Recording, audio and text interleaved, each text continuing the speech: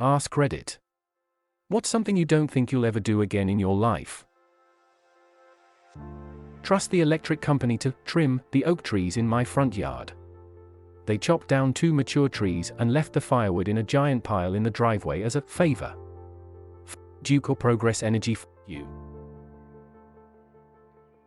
Skydive. Biggest rush, but once is enough. Smoking cigarette.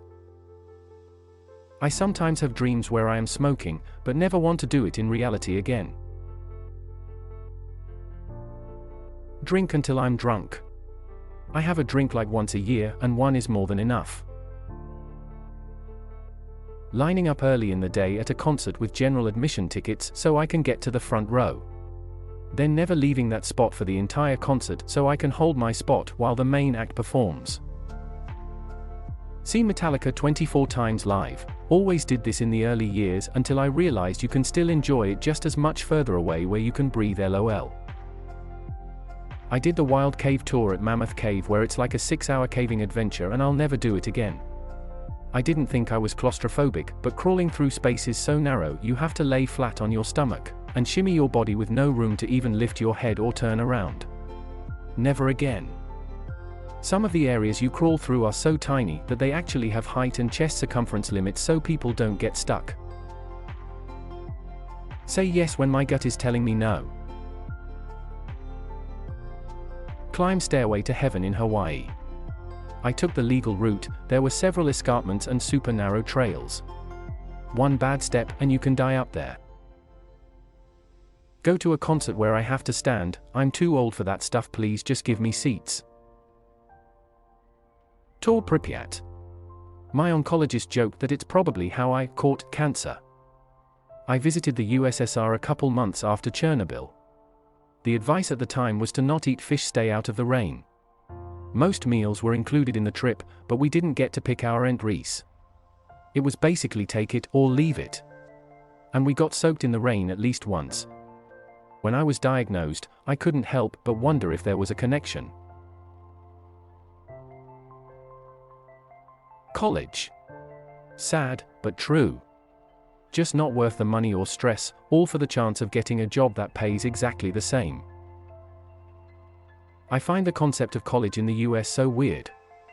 You pay huge amounts of money to then end up in a boring, dead-end job that doesn't really pay that well anyway. In Germany, where I'm from, and in most of Europe, university and education are completely free, so it baffles me how the US is basically setting all their students up for failure. Starting into adulthood with large debts can't give you good chances.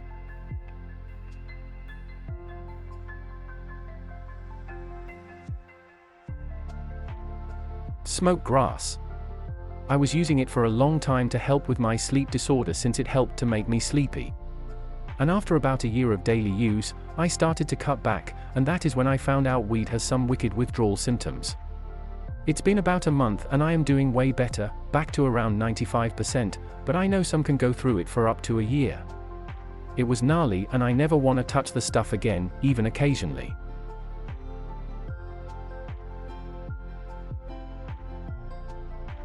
Setting foot in a church.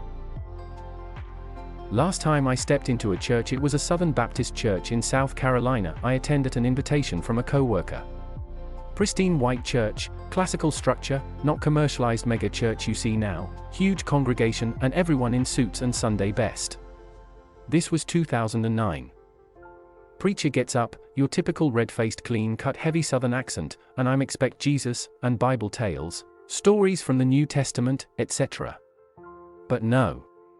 He spends 45 minutes preaching that Obama is going to ruin the country and that the congregation needs to be ready for the end times, to a sea of MMMHMMMS, amens, hands in the air and all that.